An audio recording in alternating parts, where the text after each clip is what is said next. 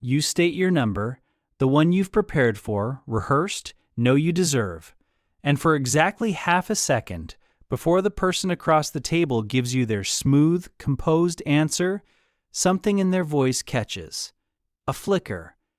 Gone almost before you register it. Most people in that room never hear it at all. Their attention is on the words that come after, the counteroffer, the explanation, the practiced no. You almost missed it too. But that half second wasn't nothing.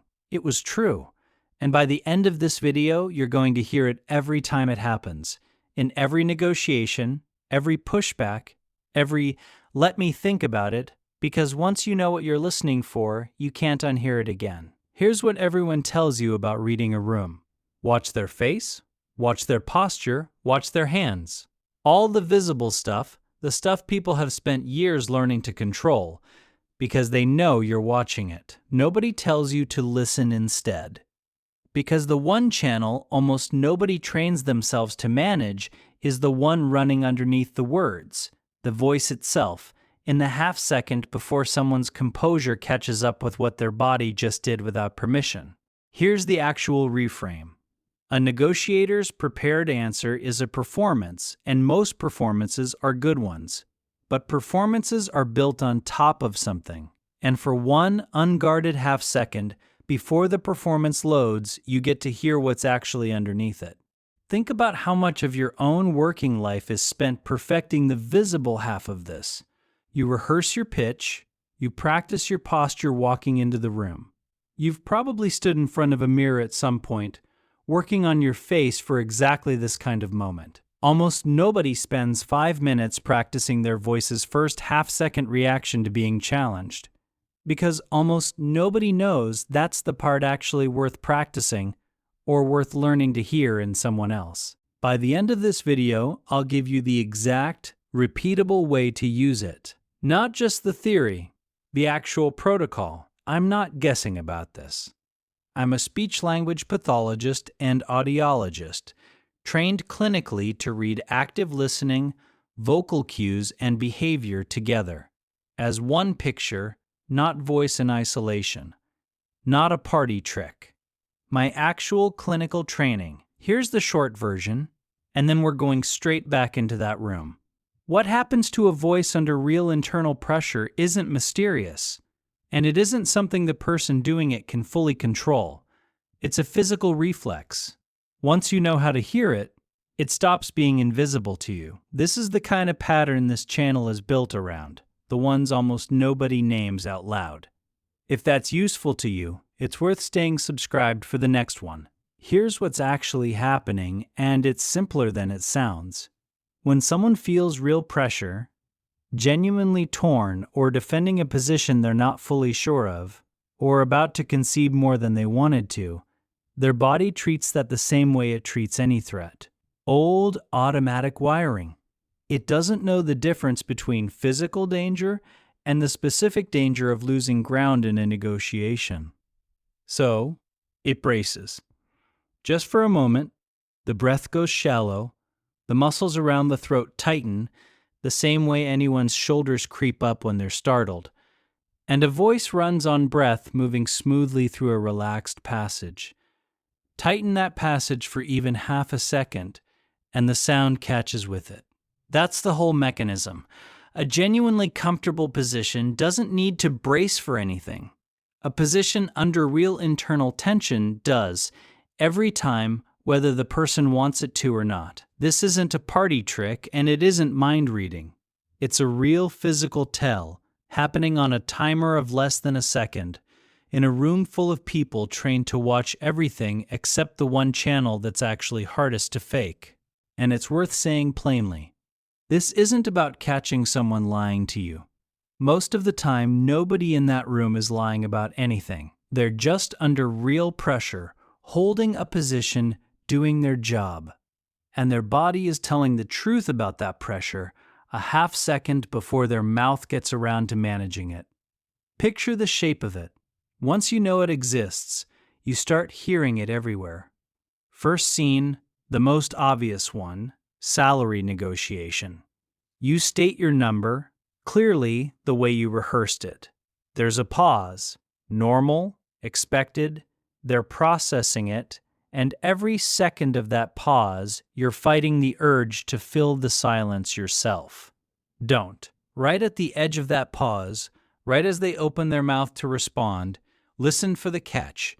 If it's there, you've just learned something they didn't mean to tell you. Your number touched a nerve. Maybe it's more than they budgeted for.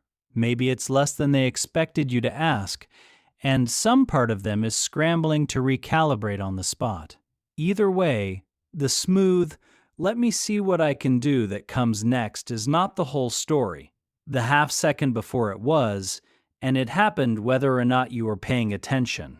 Second scene, a vendor or a client pushing back on your price in an email turned phone call kind of conversation where they finally have to say the number out loud instead of typing it.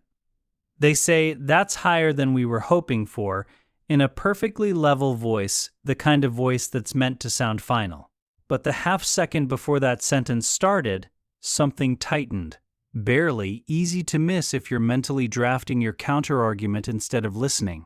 That tightening is the tell that the number isn't actually a deal breaker for them. It's a position stated with more confidence than they actually feel, and positions under real internal pressure are the ones most likely to move if you don't flinch first and drop your price before they've even finished objecting. Third, your own manager, in the moment, right before they tell you no. You've asked about the promotion timeline, the one you've been circling for months. "We just don't have the budget for that right now." Clean, composed, final sounding, delivered while they're already reaching for their next meeting. But if you were actually listening in the half second before those words landed, and there was a catch in it, that's not nothing. That's the sound of someone defending a position they know, somewhere underneath the delivery, isn't fully solid.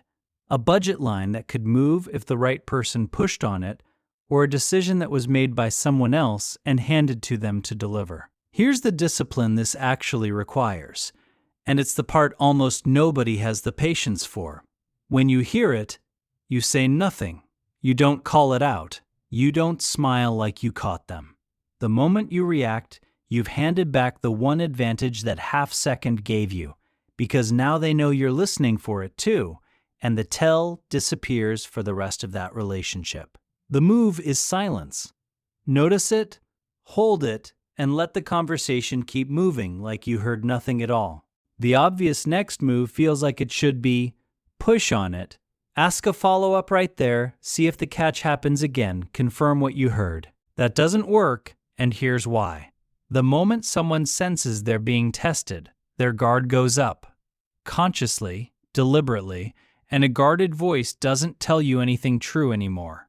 You've traded 1/2 second of real signal for a performance that's now aware it's being watched. The tell only works because it's involuntary and unwatched. The instant it's watched, it's gone. Picture what actually happens if you push. You heard the catch, and instead of letting it pass, you ask a pointed follow-up.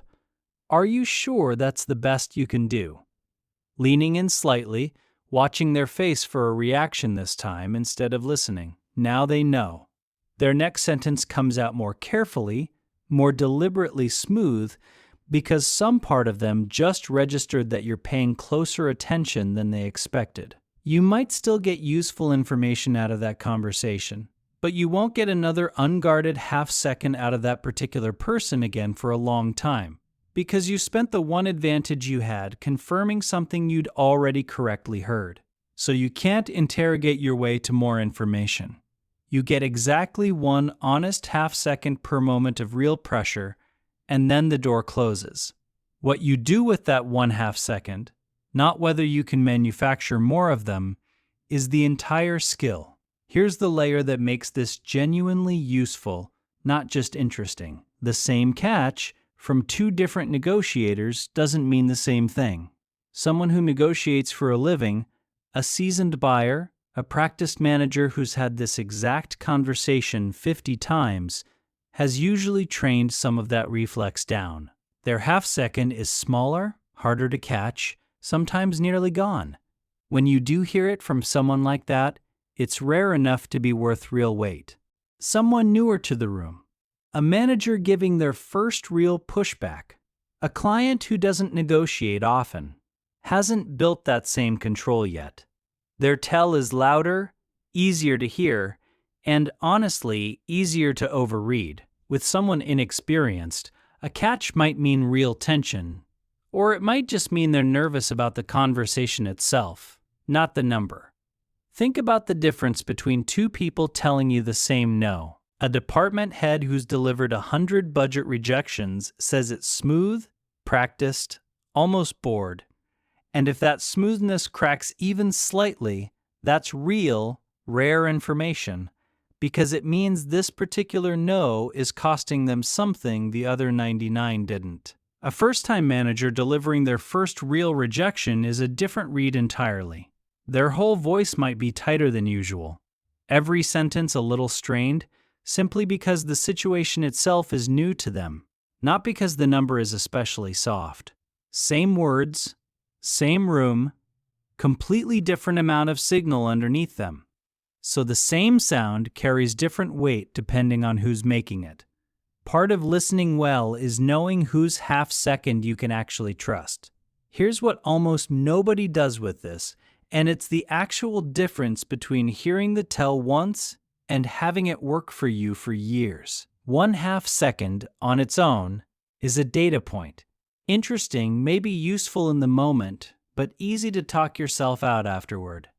Did I really hear that, or did I imagine it because I wanted to? The value shows up later, when you've heard the same person catch on the same kind of ask 3 or 4 times, across 3 or 4 separate conversations, and you finally notice the pattern instead of just the individual moment. That only works if you keep something like a record, not a dossier, not evidence for a confrontation, just a private, honest note to yourself, made quietly after the fact. This person's voice caught when I mentioned the timeline, not the number. This one only catches on anything involving their own boss. Over months, that record tells you more about where the real leverage sits in a negotiation than any single conversation ever could.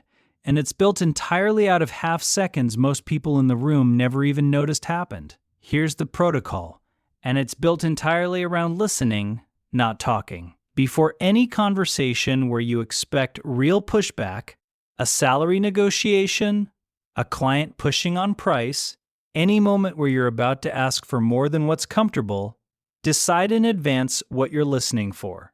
The exact moment right after you make your ask. In the space between your sentence ending and theirs beginning. That's the window. Don't watch their face in that window. Faces are the thing people have practiced controlling. Listen to the texture of the first half second of sound that comes back at you. If you catch it, do nothing visible. Just note it, mentally, or if the stakes are high enough, write it down after the conversation ends. Quietly, the same way you'd log anything else worth remembering. You're not building a case against anyone. You're building a private, accurate record of where the real pressure points are, so the next time you're in that room, you already know more than you did the first time. Here's what that actually looks like, start to finish. You ask for the raise, pause, catch, right at the edge of their response. You say nothing. Not a raised eyebrow, not a knowing pause of your own, nothing that tells them you noticed. You let them finish their sentence, whatever it is, and you respond to the words like that's all there was. Later, alone, you note it. The catch happened on the number, not the timeline. Next conversation, you already know where to push and where not to bother. That's the whole skill. Not confrontation, not calling anyone out, just hearing the one honest half second most people talk right over, and knowing what to quietly do with it. That half second was never a trick, and it was never about catching anyone in a lie. It was just the sound of a real human body doing what it always does under real pressure, bracing for a fraction of a second before the composure loads back in. If you want to keep learning to hear what most people miss, this is the channel for that. Subscribe, and I'll show you the next one. Most people in every room you sit in will never learn to hear it. You just did. What you do with that from here on is the only part that's actually up to you.